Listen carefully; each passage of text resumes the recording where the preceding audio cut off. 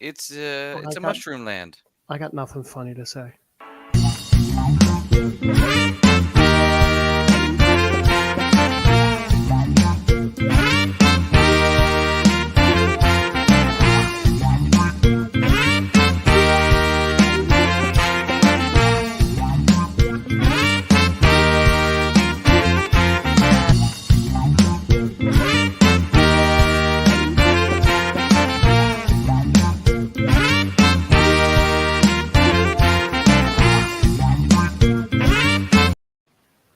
Hey, Hey, welcome to the show or whatever the hell it is.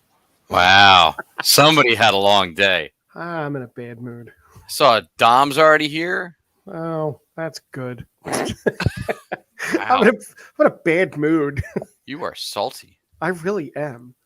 It's all right. Um, I can't reach my fan, and it's hot in here. So Oh, you poor thing. I feel so bad for you. yeah. Well, you don't want me sweating. That'd be a whole thing. No. What you said before we hit the go live is actually what I'm actually gonna lead off with, which is great. Um, Hi, I Mom. have some thoughts on that. Hi, Jack's Oh, mom do you? and Dom. I do, but let's start with the fun stuff. I'll start since you're wandering around looking for a fan with no headphones. How was your weekend, Jack? Oh, good. Yeah, me too. Hey, I heard you. I Relax. I'm around. I know you did. What did you do this I weekend? suppose I could use the old-fashioned like pull the cord method, huh? I mean, if it's a ceiling fan, sure. It was I had some gigs, some Yeah. full band stuff this weekend. You did. Acoustic thing out at a campground. Played Shady Brook Farms yesterday. Ooh, I know It's where that one is. little fall fest action. Yeah. It was cool. A lot of people. A lot of people there. A lot of campfires. Blowing smoke up on the stage. That was fun to deal with. Love it. You should have had a fan there. Loved it. If you had a fan there, you'd be Yeah. fine, right? And that night I was like, it's cold out. I don't need to bring my personal fan that I usually have. Right. Nope, didn't bring it. No. But you did that, learned. watch some stuff. You I learned. feel like I did something Friday, but it seems like it was so long ago. I really didn't do. Wait, what did I do this weekend? I would assume you watched some sports because I heard there was some sports things that happened. There was. I'm trying to figure out what I did. Was it Friday or Saturday? Friday I watched it at home. Saturday I went over to that's right. Saturday I went over to Ray and Angie's to watch the wrestling / baseball game. Oh, And then I left after the baseball game because someone ruined the big spoiler at the end of the wrestling pay-per-view that I had avoided social media all night for. There was one big major thing that was rumored to happen, and they've been teasing for weeks. yeah. And I was avoiding the whole thing. And of course, the stupid group text message that I was in with Danny and JJ and some other people, Oh, Danny's cousin ruined the moment for me. So I left the group text message because fuck those guys right now.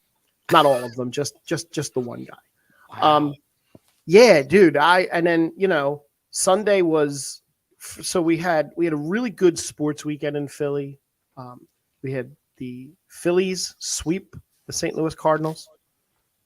Aaron Nola pitched not like September Nola, but October Nola, who is great. September Nola sucks. October Nola is awesome. Got it.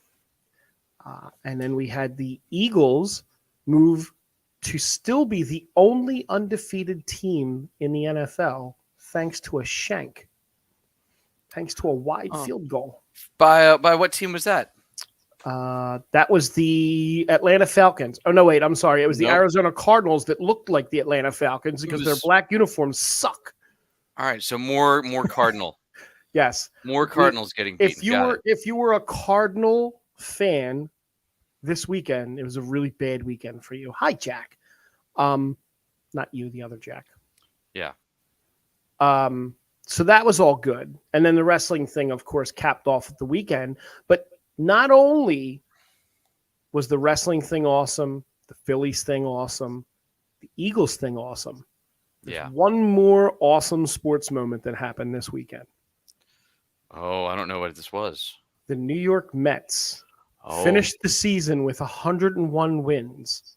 They will not be getting 103 wins because they are out of the playoffs. Oh, well, that's They got exciting. Mets doing Mets things. Yes. If you're a if you're a baseball fan. yeah. So you also forgot that the Philadelphia Union continued to clinch their bye week and a home field advantage as the leaders of the Eastern Conference for Major League Soccer. I did, and that kind of points back to a post I made earlier over the weekend. Not one trashing the Beatles this time, but this was actually this was actually a legit question.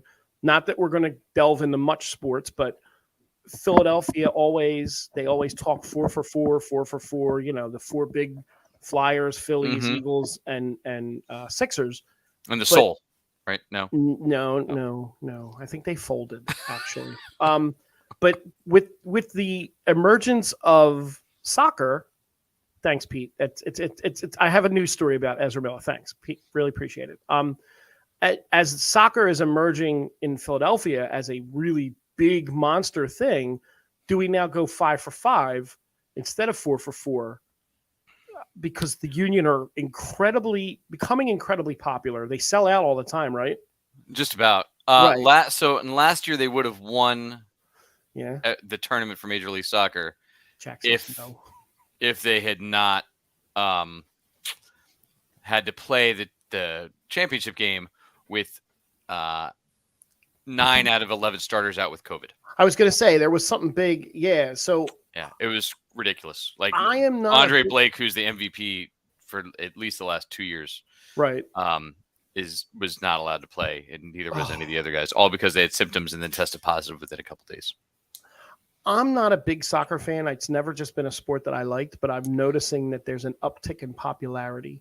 And apparently the Union are building out from the stadium. They're going to build a whole complex devoted to soccer from what I saw. It's good and bad. I mean, the stadium right now is fantastic. It's a blast. Heard.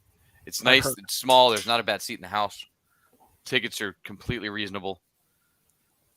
I could take a family of 4 there and eat and park for the night for less than it costs for one ticket to an Eagles game. Yeah. And is it now? Again, I don't want to go off on a long tangent, but is it exciting? Because that's great. Again, as I don't know a lot about soccer. I just know that inherently it's just a lot of kind of boring back and forth. Well, so the Union this year has not been that because the Union has shut out almost all their opponents and won by 4 to 6 goals every game. Oh, and which is unusual for soccer, right? Oh yeah, but the Union's that good this year. Gotcha. Where would they rank against the AFC Richmond? Oh, I don't know. Depends on the size field, I suppose. Right, because they're not real. That too, but no, Dom, boo for the Giants, boo. Just like Jack's Baltimore, boo. Oh, it's a great game last night. It's fine. Even though they almost gave it up at the end. But anyway, so there was all that. I booked. I got another theater show coming up. Doing a little shop of horrors in a couple weeks. Playing it or acting in it? Playing bass. No, I do not act. Are you sure? Yeah. Jack is on fire right now. He is. He's not a soccer fan, it seems like. No, not even a little bit. I was not a soccer fan until I watched my kids play so many hours of soccer that I enjoy the game. Jack's comment, for those of you that are not watching, was hiding 2 landmines on the field would make it interesting. And that isn't wrong, and it definitely would make it interesting. I will tell you, the Union Stadium, there's one end of the field, the end that opens up onto the Delaware. There we go. That has a group called the Sons of Ben. Let's go with that. Which are basically the drunk, shirtless guys that there is not a second that goes by where there is not a cheer or a chant. Oh, that's or awesome. a taunting going on from the minute the game starts until the very end, nonstop. Okay. It's rowdy. See, look, Jack was kidding. He loves football on the pitch. Oh, good. He's even got the terminology down. I feel like he watched Ted Lasso again with you recently. It's probably that's the only reason I know what a pitch is. So much other stuff this week, though, huh? There was a couple things that happened this week. Aside from some TV shows that we'll talk about shortly, we're going to try and make a hard out at 8 because Frank wants to watch wrestling tonight because if you missed it, again, real fast, the pay-per-view for the WWE was in Philadelphia on Saturday night. Extreme Rules. There's a lot of Extreme Rules. And the ending, we'll fast forward all the way to the ending, saw the return of Bray Wyatt, who was released from his contract in 2021. And the build-up was all those little White Rabbit songs and Easter egg stuff. And they finally culminated last night with Bray Wyatt coming out at the end of the pay-per-view. And if there's one thing that WWE does incredibly well, it's theatrics. And just the whole reveal was absolutely awesome. Cool. Never heard of him. No, but I'm sure it was a big deal if I had, though. You would understand it more if you watched it. Probably. Yeah, it's real good. It's a real good thing for those of us that do watch it. I'm busy watching stuff we talk about on here, though. So would I. I saw Andor. I saw House of Dragon. I saw what was the other one? Oh, She-Hulk. How about Rings of Power? And one episode left. Right, I just finished season 2 of Battlestar Galactica again. Great, because it's on Peacock. Great. Yes. Great. It was an accidental find by accident. That's great. Are the 2 spinoffs on there? What spinoffs? I didn't check yet. The Caprica. Yet. Oh, Caprica wasn't worth watching. I mean, it was okay. And then there's the couple web series that they did. Yeah, Razor, and I own Razor. I actually own the box set for Battlestar Galactica, but I'm watching it with commercials on Peacock. That makes total dedication. Sense. Yeah, that's what I hear. Then I don't have to get up and change a CD every couple. We got trailers too, man. Did you see that Mario trailer? Ooh. Yeah. So that was the first thing I wanted to mention.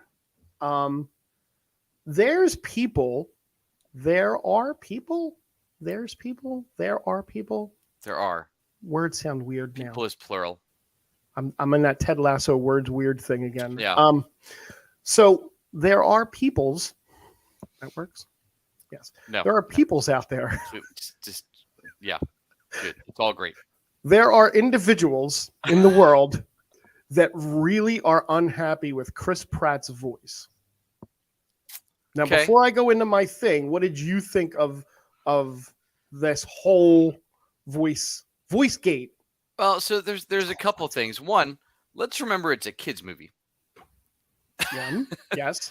2, we don't know the plot yet about the Chris Pratt thing. It looks like a video game. Like it looks like Mario Party. Mm-hmm. Like is all it looks fine. I don't know if it's going to be better than a video game would be. Mm-hmm. I doubt it because I won't be able to play the movie. I'll just have to watch it. You will. But I think it looks fine for a Mario movie. My kids will love it. I won't care one way or the other because there's not ever going to be a Mario movie as good as the one with Dennis Hopper as King Koopa. Bob Hoskins? Bob Hoskins is Mario. So the people that are complaining about the voice, right? Oh, is it just the voice they have problems with? It was a lot of the voice and the fact that his ass isn't as big. Oh, I saw that complaint about the fact that he's a little tighter in the derriere. Maybe he worked out a little bit. I mean, he does a lot of running and jumping. I'm gonna give my spoiler hot take on that. Okay. Yes, Facebook user, bring back Leguizamo. I feel like the storyline is going to be Jumanji-esque. Yes. That is my guess, which is why the voice is the voice. He sounds like Chris Pratt and not. So though there is at the very end, if you watch the trailer, at the very end when he says we're going to Mushroom Kingdom, he throws in a little bit of the accent. Okay, but so nobody really complained about Bob Hoskins' voice in that movie. They complained about the movie. It was the 80s. Nobody cared. We didn't care about those things back then. And we also didn't care about the guy that voiced the cartoon for 52 episodes in 1989. Do you want to know who that was? No, who was that? Captain Lou Albano was the voice of Mario. Oh, that's right. And he did the skins before and after. That's right. Right. Again, it was the 80s. Mm-hmm. There was a lot of things that were done in the 80s that are not correct here. They did at least have New York accents, but not. Yeah, but I don't see a problem with the voice thing. Like it's like I don't need them to do like, hey, it's a me and it's a Mario. I don't need that. Like, That's fair. Yeah, I mean, But you that's know, what the kids are looking for. I guess. And Facebook user is Jimmy Wooten, by the way. oh Jesus, thank you. That makes sense now. It does. Now it all makes sense. You already missed my whole sports thing, so I'm not going back. But yeah, I would say with the Mario stuff, it's gonna be fine. Kids are gonna love Yeah, it. It's gonna make the same kind of money that most of these movies make, which is not a lot, but it's enough to pay for the movie and a sequel. sure, sure. Um, but I hope that he's like a video game person that gets sucked in, Right, like the yeah, and like then we get that Jumanji. right. Yeah, Because let's not forget you got Charlie Day is Luigi, who right. there's no way he's doing anything like that. Or maybe at some point Dwayne Johnson shows up as a character because he does everything. He'll use his Egyptian accent, like the one he's using in Black Adam. It'll be great. Oh my But yeah, I mean, look, and the problem is the rest of the people you can't even tell. no. You can't even tell what the voices are, right? Yeah, Like I couldn't tell that was Keegan Michael Key as Toad, no. I wouldn't have been and able to pick that he's out. super distinctive. Why would you waste him? I listened to this one show I've talked about before, where I hear voices, Mm-hmm. and there's all these super talented voice actors out there that do it for a full living, and they like to just get the celebrity names on, to Right. try and sell the thing. But do people that are going to go see it really care if it's Chris Pratt or if it's, Nolan North doing the voice? No, they don't care in the grand scheme of things, unless they wanted to hear Chris Pratt's voice, which is why they would make it sound that way and make him sound like Emmett from Lego movies. All of a sudden, Mario. Right. Exactly. Alan Moore. You know who Alan Moore is, right? I know a little bit about Alan Moore. He's done some things. He's written Alan. some stuff. He has written a couple of things He doesn't like to talk about it. like Watchmen, Watchmen, Wow. Watchman. Did you watch that yet? I feel like you didn't even No. watch that show yet. No, but Wow. he's got a hot take right now. Oh, I didn't see this. What did he finally? Watchmen creator Alan Moore says superheroes shouldn't be for adults. I don't argue that. Well, he said, I'm going to paraphrase through this and not give the whole quote because it's really long. Hundreds of thousands of adults are lining up to see characters and situations that had been created to entertain the 12-year-old boys, and it was always boys, of 50 years ago. Mm-hmm. I didn't really think that superheroes were adult fare. And then he goes on to say that he thinks that was a misunderstanding born of what happened in the 80s, to which he puts his hand up to a considerable share of the blame. But because I would say Watchmen's definitely was not written for children. No, but he's saying that superheroes are not for adults; they're for kids, right? I agree with that at the core of that statement. Alan Moore I don't. shut his mouth. No. I agree that superheroes are at their core for children. At their core, yes. And he wrote Watchmen as kind of a reaction to the politics of the 80s and all of those things. That was not designed obviously for children, but I think it as the base of superheroes and who they were based on. And if you looked at the backstory of his, not the one when they did the TV show, right? The ones that they went back with are like, they were superheroes, and this is what happens after. And that's the story he told in Watchmen. He didn't care about the story of when they were superheroes, because that was a kid's story. He wanted to tell an adult story. It was what happened when your superheroes grow up. Fair. And that can be, that's his take on it, and I don't necessarily disagree with that. I think those are more interesting. Fair enough. But I think that's also DC's problem, is they're trying to make those kids movies and kids stories adult fare. I think I've said it before. There's very few DC movies that I would have taken my kids to see. Like I would not have taken my kids to see Man of Steel, BVS. No, definitely not Batman versus Superman. Wonder Woman was brutal. The scenes you had kids that were dying and had bandages on from getting shot in war. Yeah, in that that's movie. true. There was some crazy stuff in there. Black Adam doesn't look like it'll be a movie that I would. And now they're teenagers, at least one of them. But Right. they're making these movies for adults now, but they're making them about what should be kids fare. Black Adam doesn't really look like a movie I want to see either at this point, but I'll do my diligence.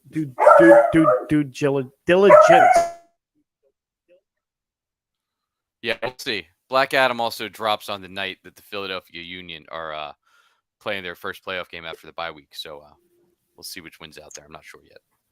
I know what wins out for me. I would probably go It's see the Union. In other stuff. Yeah, it's an 8 p.m. game. So, ooh, go to an early showing. Take the whole day off for Black Adam. Right? Oh yeah, no, don't ruin my day that bad. No. Yeah, you were a little choppy Netflix. for a minute. I think you're better. That better now? You probably hear my dog barking out back. Better? No, not currently. Yeah. No. Remember we had been teasing we hadn't been teasing it, but Netflix had been teasing us with not revealing who Uncle Fester in their Wednesday Addams show was going to be? I did. Spoilers, by the way, if you didn't see this news or were trying to not see it. Yeah. I just happened. If you're trying to avoid it, it's a quick little spoiler. Fred Armisen is Uncle Fester. Yeah, I don't know why they hid that. Yeah, I don't know why they. He'll be fine. He'll be Fred Armisen. Fine. Yeah, I mean, guess. he'll just be Fred Armisen without hair. That's right. It's not like he's a super versatile actor. And a pasty whiteness. Yeah, he's not. I mean, in Our Flag Means Death, he was just Fred Armisen as a pirate bartender. Right, and he's basically Fred Armisen in every other thing he does. Yeah, it's just he's there and he does his thing. Weird casting. That's a weird casting, but I don't hate it. Dude, Christopher Lloyd was Uncle Fester in the movies. Christopher Lloyd is amazing now when you look back at it. So maybe Fred will do the same. Yeah, that's what I mean. You wouldn't have thought Christopher Lloyd to cast as no, Uncle you're Fester right. back then. My God, my dog is absolutely going batshit crazy out back right now. You would have thought like Danny DeVito would have been a good Uncle Fester back then. Danny DeVito would have been a great Uncle Fester, I think. There's a prequel show called The Winchesters, right? Yeah, this is about Sam and Dean, the supernatural guys. I'm sorry, it's about Sam and Dean's grandparents. Oh, is it grandparents or parents? Well, they cast Sam and Dean's grandfather. So they're just going to tell us the supernatural story with parents. Yeah. Cool. Yes. They did cast Sam and Dean's grandfather. You don't know who got the role of Sam and Dean's Jeffrey Dean Morgan. No, not even close. Oh. Think a little closer into the CW family. And the CW alumni. It's not Stephen Amell. It's not Stephen Amell. John Diggle. Close? No, not really close. Kind of close. I don't know. No, Tom Welling will be the grandfather. Oh, yeah. Hey, I mean, he's I do not believe he will fly in this show either. So I think that he's going to stick with the no tights, no fly rule. It's fine. Maybe I'll tune in, watch Tom. I still got to catch him on Lucifer. It's on my list. He's going to play Samuel Campbell, taking place in the 70s. Oh, so he doesn't. Oh, that's right, because they weren't Winchesters before. Right. It's weird, right? So I don't know if you follow Supernatural at all, but the mother's family was the one that was Hunters. Then the dad came into it. So the Winchesters isn't the legacy name of the family that was Hunters, really. Right. Unless they changed it in later seasons. I only watched the first 11 seasons. My youngest son actually watched it. The last 7 or 8, I bowed out. Jensen Ackles is doing a great job on Big Sky right now, though. Is he? Yeah, I love that show. Welling is most recently set to star in the Scott Windhauser directed action film Deep Six, so he's getting some big screen time too. He hasn't been in a lot of movies. No, good for him. Only took him till he was in his mid-40s to, Oh, I think the last movie I remember seeing him in was Draft Day. Actually, I didn't even know he was in Draft Day. No, he was the quarterback I in didn't. the one with Kevin Costner. I didn't know who Tom Welling was at that point. Good point. We Yeah, weren't all watching the CW in the that's early 2000s. that's true. It had the most realistic football trade of all time in that movie. Did it? No, Oh. absolutely not. Cool. He basically he traded like the team's 4 number 1 draft picks for 4 years to get this guy, then traded down and then traded back to the same team to get their number 2. I don't know. He traded away all of his picks, traded down, picked the guy he could have picked at a lower spot anyway, then traded again to get back up to pick another guy. It was the worst. It sounds like the Philip Rivers Eli swap around. It's so much more involved and awful. Mm. But this and Dennis Leary is the coach. Kevin Costner is the GM of the Cleveland Browns. So it's it's all Was there even a Cleveland Browns when this movie was made? There was. Was there? Yes. There was a good stretch. There wasn't. No, it was When they moved in the middle of the night to Baltimore and turned into was that the Cleveland Browns? It was. It's This is a 2014 movie. Actually, the cast is Kevin Costner. Draft Day was 2014. Draft Day was 2014. So Tom Welling was like 40 years old playing a character named Brian Drew. Okay. Yeah, I never saw it now that I think about Draft Day. It's actually really a bad movie that's good. Kevin Costner, Jennifer Garner, Chadwick Boseman's in it as one of the football players.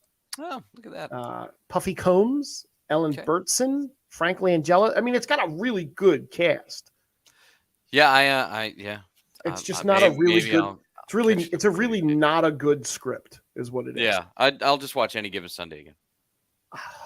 Can we do a rewatch? Sure, okay. That one we can do. It's fine. Yeah. I'll allow it. So at New York City Comic Con was this weekend. Yeah, I didn't see any announcements that came out of it. How was that? I saw one announcement that I cared about. Okay. There was a new teaser trailer for Picard season 3. Oh God. Yeah. This is going to be the last season of this TV show. Sure. Okay. The entire Next Generation cast is coming back, including allegedly Denise Crosby, who was killed off like 4 episodes into season 1. Tasha Yar? Tasha Yar is returning. Wow. Did you like that? I like that you pulled that right out. I do. I do. That was around when I stopped watching Star Trek: The Next Generation. So that's about all I got. So there's a villain that I'm not familiar with. And Khan. then is it Khan? I bet it's Khan. No, but it is a Khan themed villain. They're bringing back the holodeck villain Moriarty. Okay. So you remember they used to go in and they would do their holodeck programs. Picard with Sherlock. Yeah. Picard. So Moriarty gained sentience because of something in the plot or whatever happened. So that character was sentient and started taking over bits and pieces of the Enterprise and learning from the computer on the wall and stuff. Got it. So he's coming back, and Brent Spiner, who said he would never play Data again because Data, spoilers, Data died, is coming back as Data's evil twin brother, Lore. Oh, got it. But it looks like it's the trailer was really cool. I'm excited for it because season 2 kind of was a little bit of a downslope. Season 1 was really good. Season 2 kind of went down, and they're bringing back the whole thing. Worf is a pacifist. All right. Yeah, it looks like it's going to be a really, really, really good. I've got the Paramount Plus now, so maybe I'll catch up before that comes out. I would catch up on Discovery and Strange New Worlds. Discovery's really good. The season 1 of Discovery's a little weirred, but once you get through that, it's actually pretty good. Yeah, it's on my list of stuff to watch on Paramount. I have a bunch. I still got to finish Barry. I'm like 4 episodes in, and that's 700 things came out all at once. I really heard that's a great show too. It is. The first 2 seasons were good. I'm in the middle of the 3rd. I got a couple of little DC nuggets. Oh. Nuggets. Dwayne "The Rock" Johnson confirms that his plan for Black Adam's DCEU future absolutely includes fighting Superman, but he will not say when.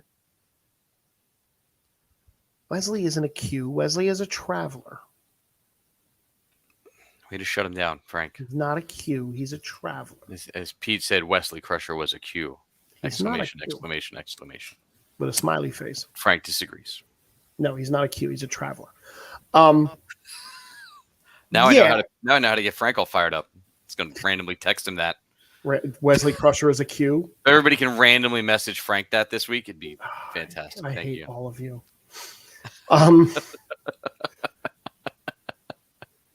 Wonder Woman 3 script is complete. I can't wait for this. Oh, I saw this. She's ready for a fourth. She's ready for a fourth. Thank she said, God. I can see more story. Hey. But I got a lot of other stuff I want to do too. So Gal Gadot will be approximately 72 years old when we She's when not we film. getting that. She's not getting that Star Wars movie anytime soon. No, look, when they shoot the fourth Wonder Woman, she'll be a grandmother.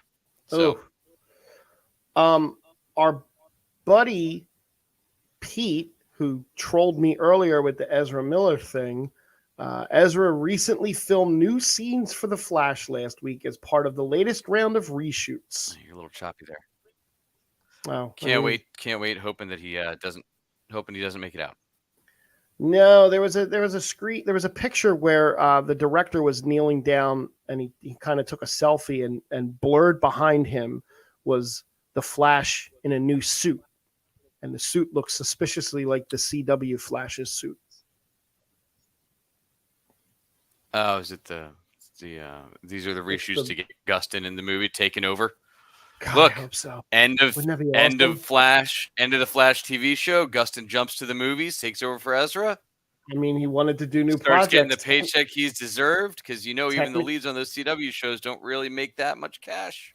Technically, this is a new project, right? Mm-hmm. It's a movie. Look, I wish they didn't have so much ground to cover to make it Wally West and like the good Wally West. Yeah. Not the one they tried to reinvent that got really weird, but the legit old school Wally West. But they'd have to do. It's the problem with a lot of these characters, and there's so much backstory that they did in the comic books to introduce these characters and make them worthwhile. That doing it shortened in a movie just seems like a cheat. Yeah. And by the time you got Wally as the Flash, he had already had a full career as Kid Flash, been in the Titans, been in the New Teen Titans, retired, and then came out and then had to figure out how to regain his speed. Didn't it feel like Barry retired as the Flash last season? I don't even remember. Right, because he wasn't on the show. Right.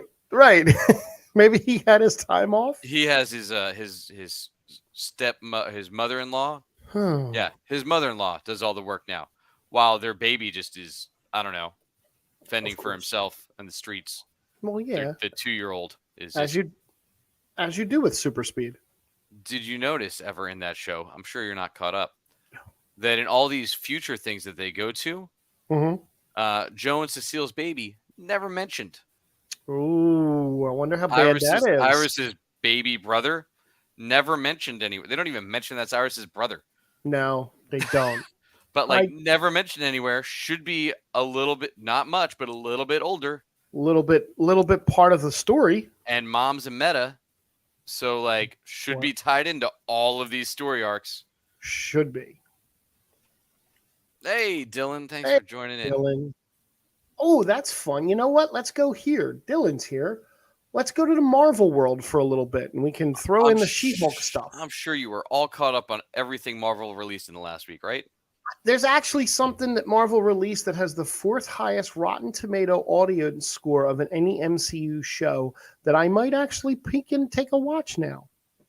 Oh. That would be Werewolf by Night.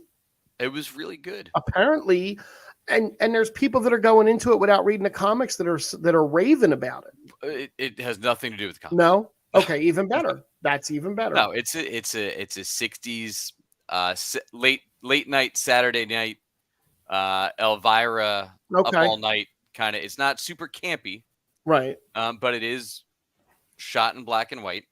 That I've seen from the Uh, screenshots. Yeah. it's to do a little plot piece that's all in the first 5 minutes. Because honestly, I tried watching it the night it came out. I passed out. I had a really long week. Um, I watched it again today, the full thing all the way through. So they did take a character that they could have kept and used, and maybe they'll use in flashback stuff now. Ulysses Bloodstone, who is the Okay. leader of all monster hunters in the world, is this premise. Right. And to decide the uh, next person to inherit the Bloodstone, they pull the top monster hunters in the world, and they have to then compete Okay. to get this Bloodstone. Whoever survives hunting this monster in their on the grounds will be the next Bloodstone holder. Right. So you get that is the base premise of it, and then how does it go through? And it's like I said, it's like an old school like horror movie with the basic effects and a lot of practical stuff, not a lot of specials, not a lot of CGI. Which is odd for Marvel. Yeah, it's good though. Like, but and so directed by Michael Giacchino, who you may know from doing the soundtrack for most Marvel things. He's a composer. Right. He also did some. He's done. If you look him up, he's done hundreds and hundreds of things. Mm-hmm. He's one of the most in-demand composers in Hollywood right now. But he directed this, made his try over because he's been so tied to Marvel. Feige said, "Go for it." So this is actually one of the final entries in Phase 4. This is part of the MCU. Oh, I mean, look, there's stuff that ties into the MCU 100%, and they can. Is that the Man Beast Man thing? Man John? Spoilers. Oh, is that a spoiler? Yeah. Oh, I had no idea. I just seen it all over social media, so I really wasn't aware. Sorry. I saw, J.M. DeMatteis, who used to write a lot of this stuff back in the 80s, mentioned that on his Twitter. And it has been 5 days. You know, we'll spoil stuff for other shows. Just the same. But that character makes an appearance. If you don't know who Man-Thing is, he is basically the precursor to Swamp Thing, and who Swamp Thing was based off of. Oh, okay. The Marvel version, but always like a background character. Never was like a huge. It was like, you know, they'd bring him in. What terror does Man Beast bring? And he was, you know, and it was just a monster they'd bring in and out, and not really sentient, super, you know, didn't talk or anything. But always a fun character. Okay. They bring him in. There was a lot of those kind of references in here. Like that Bloodstone was a monster hunter in the comics that they would bring in and out all the time. That was this really robust, like a Doc Savage kind of figure, like monster hunter. You know, but we don't get that much of him in this one. That's cool. It has a where is it? It's 92% critic score and a 94% audience score, and that's rare for stuff to have both high like that. But that's cool, right? I mean, well, it goes back to there's no expectations for it, right? Right. I talk about it all the time, right? Like if you've read the story before, you're gonna feel some kind of way one way or the other, and you're gonna get the trolls that bomb it, right? Right. And in this one, there's no expectations because it's an original story. Okay. And nobody's like, oh my god, those Werewolf by Night stories were my lifeblood when I was a kid. Because there was like 6 of them in the 60s. Okay. And then they just let all the characters kind of go away. But yeah, I think you should watch it. I know you're not a horror guy, but it's not horror. No, and I might. That really oh Christ. That's definitely something I'll take a peek at. So while we're over here in Marvel, yes, we got one episode left of the sensational She-Hulk. Before we go to the She-Hulk spoilers, apparently, according to 2 of the stars of the upcoming Black Panther movie, no one has guessed Black Panther.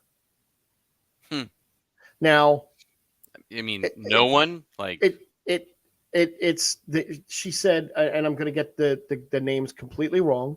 Yes, Lupita. That's right, Lupita Nyong'o. I got the first name right, and Danny. Is it just Danny? Denai Guerrera. Denai Guerrera. Both were in an interview with Elle. Hey, look, I haven't messed up names in a while. I'd mess up words, just I not mean, names. Lupita Nyong'o only has an Academy Award. It's fine. That's all right. In an interview with Elle, they were asked about how the audience members guessed. And Lupita said, "We love the speculation." Gawara said, "They're not getting all of it right." And then Lupita said, "No, they haven't guessed it at all." Now, that could be smoke and mirrors and them just saying that to kind of, like throw everybody off. Or maybe As long as it's not Letitia Wright, I'll be happy. I have a feeling it's partially her in some way. I'm hoping it's Mom. I would love Angela Bassett. Or I'll even take Lupita's character. It could be one of the Dora Milaje. Well, she's not. She's not one of the Dora Milaje. No, she was his wife / girlfriend / girlfriend, love interest? just a covert agent. Yes, I'll take it. Now we can go over to the quick little She-Hulk business.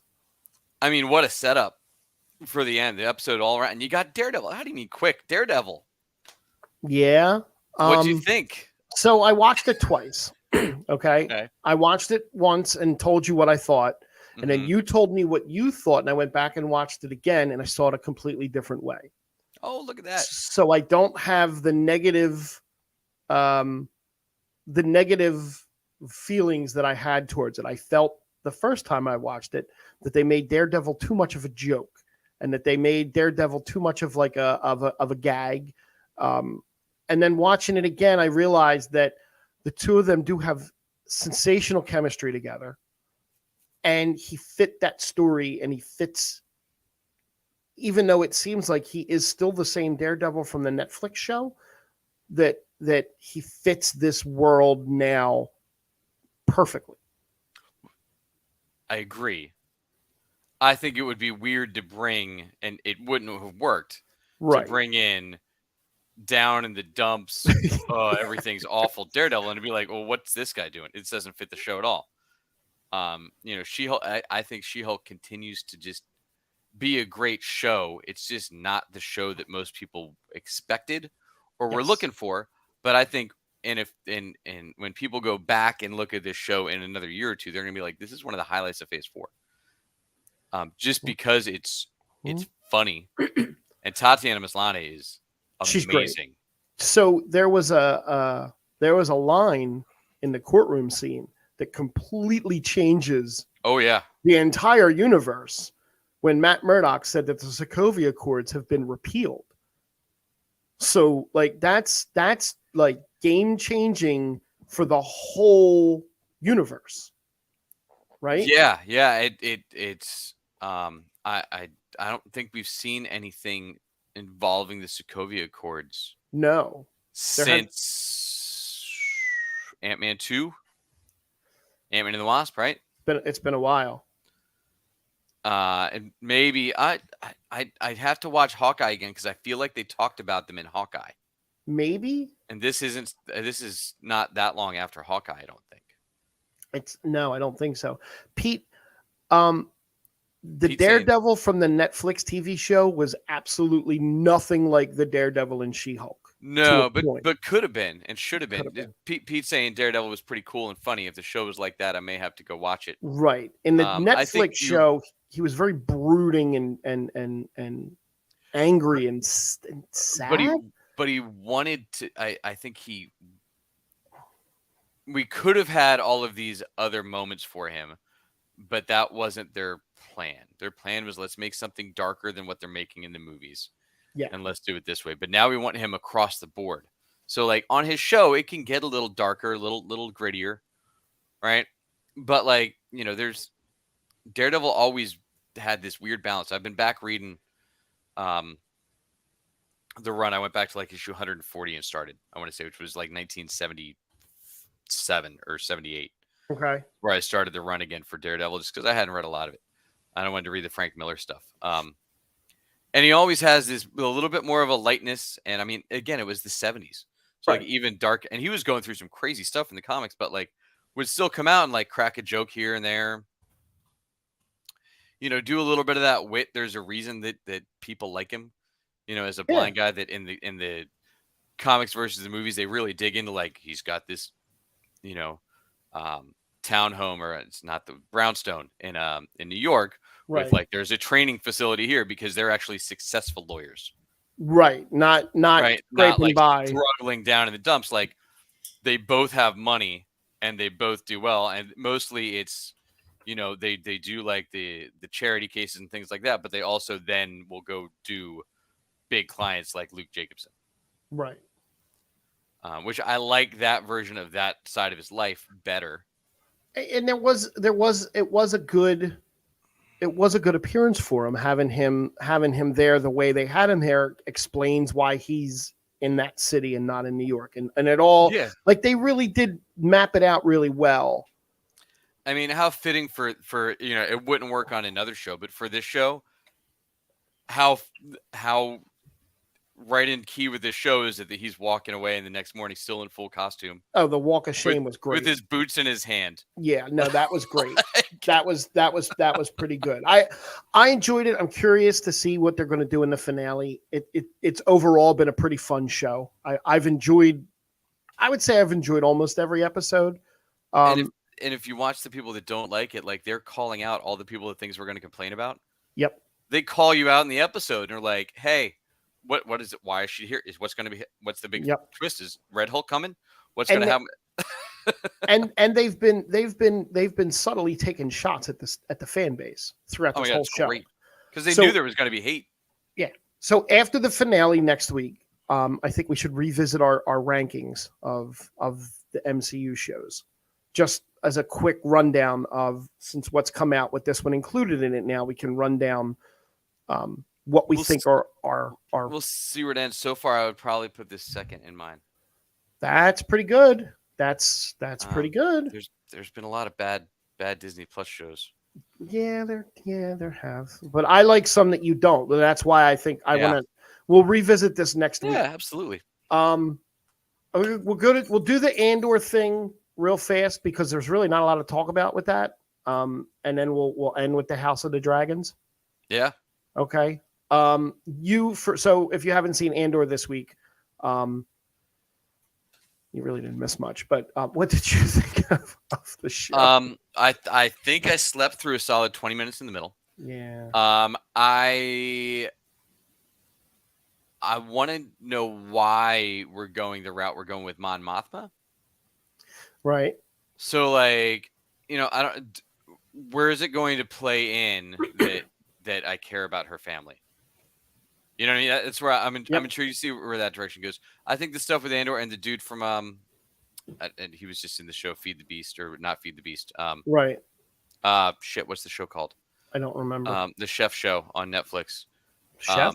No, driving not Netflix, on Hulu. Driving by with diners. Somebody listening can throw it in the thing for me. It's on Hulu. It's the guy from Shameless. Okay. But the guy he was having the heart-to-heart with off and on. Yeah. He's fantastic as an actor, and I think they cast him in just the right spot for him to kind of be able to dig in and do what he does best, which is nice. Like, it was definitely the right guy to cast for that role. Other than that, I mean, it was just a setup episode, which is fine. Yeah. I mean, it's a longer season, so they can have ebbs and flows as they go and do a setup where you just get backstory on people. Well, they're going to be doing a time jump also. Yeah. So they're covering a year. So this 12 episode season is covering a year. So the speculation is that after this week's coming episode is going to be a little bit of a time jump, and then we should kind of go on from there.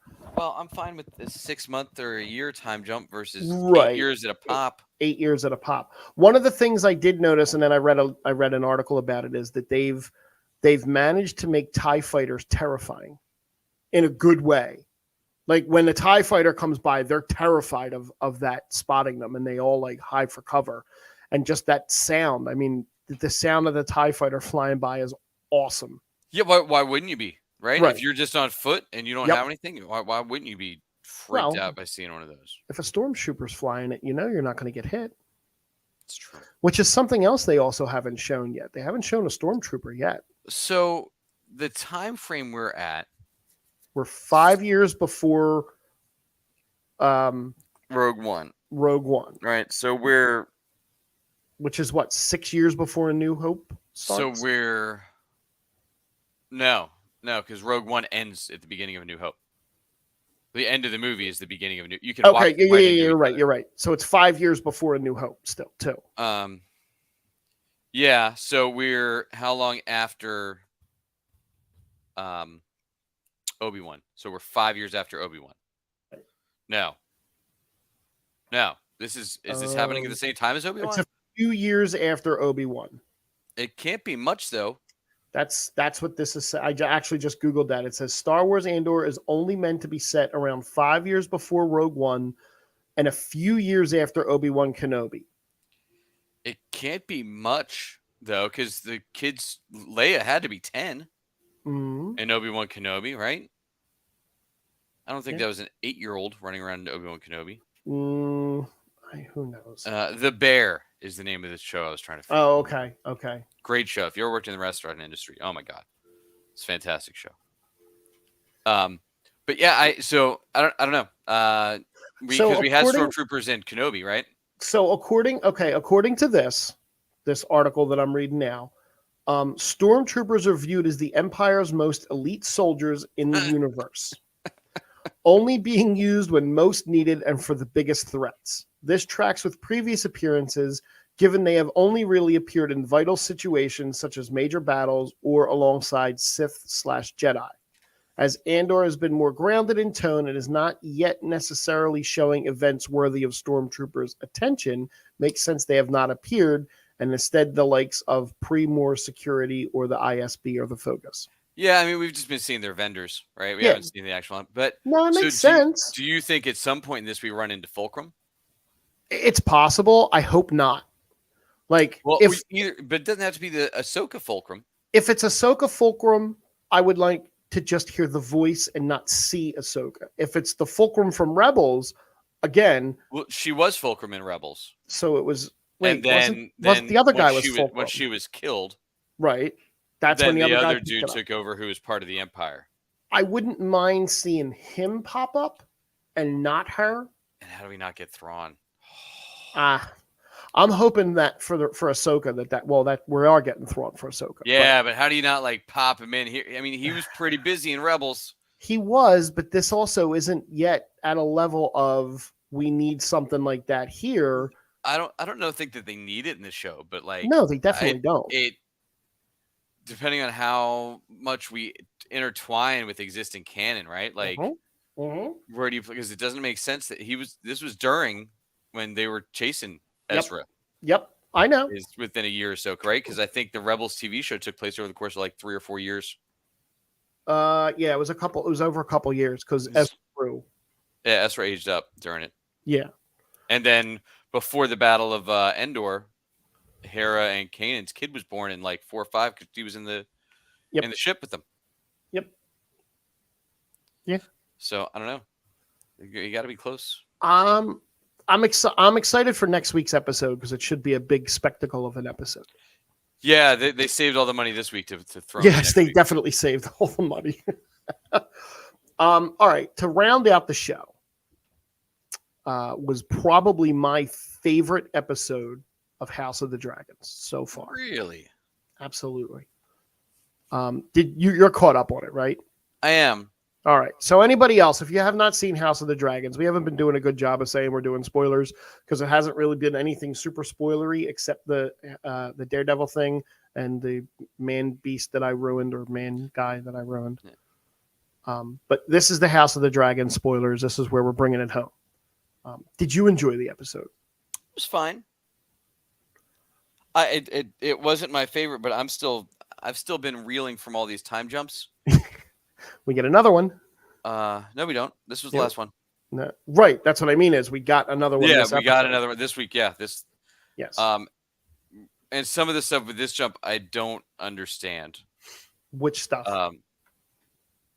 It's some of the kids and their ages, and like some aged up a lot, some aged up a little bit. Yet Damon doesn't age at all. Yeah, but no, like the strong kids. I mean yes, you know, the Targaryen kids. They seem to have aged up like 5 years. Meanwhile, the other Targaryen kids, the blonde ones, really seem to age up like 10 or 15 years. and married now, and like old enough to be married. Maybe And that's because they're somehow pure blood. They age better. Aegon's the older one, even though he looks like 10 years younger than Aemond. The name thing bothers me still. And there's another Aegon on the way. You caught that, right? Yes. She's Now pregnant with this is an Aegon. this is. I think this is the Aegon we know. No, this No. Aegon at the start of it, because Baratheon was in Aegon's court, right? The Mad King. Yes. So that would make this Aegon 130 when he was Wait. with Baratheon, or 120 when he was with Baratheon. So there's a few more generations to go. Okay. Gotcha. Yeah, we're still, even though we've time jumped like 30 years since the start of the show. It feels like it. It's not 30. It is over 20 years It since feels the show like started. It feels like it. And Daemon aged nothing at all and still doesn't have eyebrows. No, and I mean the fact that they're trying to pitch us that Viserys lasted 20 years. Yeah, when really he was looked already bad. struggling in the first episode is nuts to me. He looks really bad, doesn't he? And Daemon hasn't aged a day. Not a single day. But you're telling me that as weak as he was 8 years ago, he's still hanging in. Like, come on, right? Yeah. Like, you're telling me medicine's where it's at, but this dude can hang on with no eye. I mean, milk of the poppy. Apart. Yeah, that's just heroin. It doesn't do good things for you. It takes away the pain, but doesn't like make you last longer in life. True. You know, so it's. I thought Patty Considines or whatever his name is. Constantine. Considine. Considine. Yeah. You're right. I thought he was. Oh, what did I get? I have a bottle if anybody wants it. I thought he was great in this episode. He was absolutely outstanding. So I have a couple of things on that. So the scene where he walks up to the throne, they basically filmed that in real time. Like he was all prosthetic up, and they filmed that in real time. They said it basically took them 20 minutes. Wow. To get up to the throne. The coolest, absolute coolest thing that happened in that episode. Where is it? Here it is. So in that scene where Daemon walks up and helps his brother up to the throne. Yeah. When the crown fell off, that wasn't supposed to happen. That just happened. And Daemon reaching down and picking it up and putting it on his brother's head was all ad libs, spur of the moment, and they just kept filming. That was really, really cool. It was. They just kept filming, and it was just like they said that there was this turning point in their relationship, and it was just a silent moment, and it was really awesome. And you could tell during the episode that Daemon was kind of a little more leaning into his brother and not resenting and regretting him as much. Right. No, I thought it was great. And I thought even at the table, when you saw when Daemon jumped in and didn't. Yeah. Shows the evolution of that character. Well, I mean, he did jump in he did jump in when what's his name? Called the kids bastards. When Balon. Yeah. Yeah. I mean, the way I totally didn't see that coming. I don't know how, the way how they did sharp that sword is, but I mean, that's Valyrian steel. He's got pretty tough. Yeah, he's got a Valyrian sword. That's like adamantium in their world. Got it. But he didn't just. I mean, he literally cut his head off right above his tongue. Yeah. And then the quip was great. Right. Well, he didn't exactly lose his tongue. He can keep his tongue. Yeah, he can keep his tongue. The other really poignant moment of that episode. So Viserys is dead. Like he officially finally died. At the very end. At the very end. Viserys doesn't make it, yeah. Viserys doesn't make it. And he starts talking quietly to Alicent, but from what I was reading, he thought it was his daughter. Yeah, he was finishing a conversation that he didn't finish from 18 years earlier. Right. Which, again, That's why these time jumps are shitty, Yes. right? Like, Um, you're jumping all this time and like, okay, but did he ever finish the story to Rhaenyra? well, it wasn't just so much that he finished the story. It was the fact that he said that he basically told Allison that her son was in line to be like her son is the promised one. Right, but he was talking about He was the prior Aegon. correct. He was talking about Rhaenyra's kid. But Um, Allison didn't hear that. And Allison now, where they basically set the stage for the big civil war, Allison is going to push her kid to be on the throne when it's supposed to be Rhaenyra's on the throne and then her kids. So there's a whole big kind of thing going on here now. yeah, so we'll see how they okay. We'll see how that ends up going. For him, I don't like I said, I don't know how we keep playing where like sometimes people can make up whatever they want rule wise on this show Well, and yeah.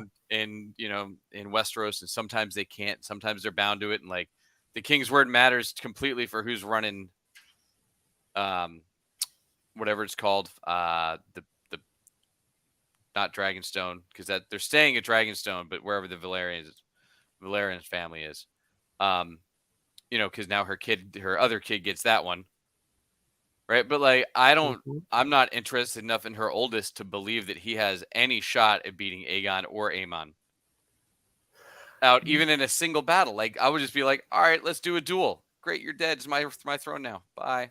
Well, so there's a couple of big things that happen in that episode that have bigger details, and I'll run through them real fast. The dragon eggs that Damon took at the very beginning of the episode are super, super important. Okay. One of those is allegedly Morning, who will be flown by Rhaena Targaryen. I can't keep track of who is who yet. Rhaena has a dragon though. Not Rhaenyra, Rhaena. Oh, I don't know who Rhaena is. And I think Rhaena is the Oh, one. Rhaena's the other kid. Rhaena's the other one that was supposed to get the big dragon, I think. Right? No. I No? think Rhaena is the other baby. There's Okay. another baby that's not there Okay. Okay. because Um, Rhaenyra introduced Rhaena and Aegon to Viserys. yes. The 7-pointed star and the red keep and Alicent's necklace have deeper meaning than you think. I don't Yeah, they're know. gonna be like the order of the light or whatever, the flame. Yeah. Yep. Um, there's some other stuff that I really didn't read, and I will have to read more into so that we can understand. Yeah, I wish we got more time to spend with each one of these ages. I don't know why they've had to jump time so. Yeah. I get why they're doing the time jumps, but like I don't know that I needed all these episodes to do these time jumps. But I guess because I feel like we're not going to have Rhaenyra and Daemon for long. I feel like they'll be gone by the end of the season, I think so. and I Only feel like because it's of just the going to be the time. kids. Yeah. But Which I am kind intrigued of with the way Allison and Rhaenyra left it at dinner, where I was like, "Oh, there's something there still." They like finally came to an agreement for a minute, Yep. and then it looks like, and I think that's going to continue to weave in and out, where we're going to see them come together and then move apart, and then come together and then move apart. I don't see Aegon making it till the end of the season. Which one's Aegon now? The oldest. With the patch? No, he's the middle kid, who's twice the size of his older brother. The one that she slapped. Yeah, The window kid. the one who's married to his sister. The window kid. Yeah, the window kid who's married to his sister The and was window goading kid. and is just the drunk and banging the maids and whoever else he can find. Right. I like the fact that he is now the window kid. Yeah, That's awesome. but the problem is the window kid version looks like what they made the middle kid look like. Right. Like it doesn't make sense. The casting was bad with that change. I think so. Now the older kid with the eye patch, that's a great cast. No, that's right. Yeah. Oh, it is, but it would have been a great casting for Aegon. Correct. Not for the younger brother. Correct. Yeah, maybe they got the names mixed up too. And we're looking at the wrong kids. I don't even know. But hey, thanks for hanging out, everybody. Thanks for talking. House of the Dragon come next week. with your thoughts on the She-Hulk finale. We'll talk about that. We'll have more House of the Dragon. We'll have, who knows what else will come out in the next week. But I'm sure there'll be stuff, and we look forward to talking about it with you. Drop us that 5-star rating. Leave us a review on iTunes or Spotify, wherever you listen, and tell a friend. And thanks for finding the Geek Spot with us. Thanks, everybody. Bye. Oh, Dom, you're awful, Dom.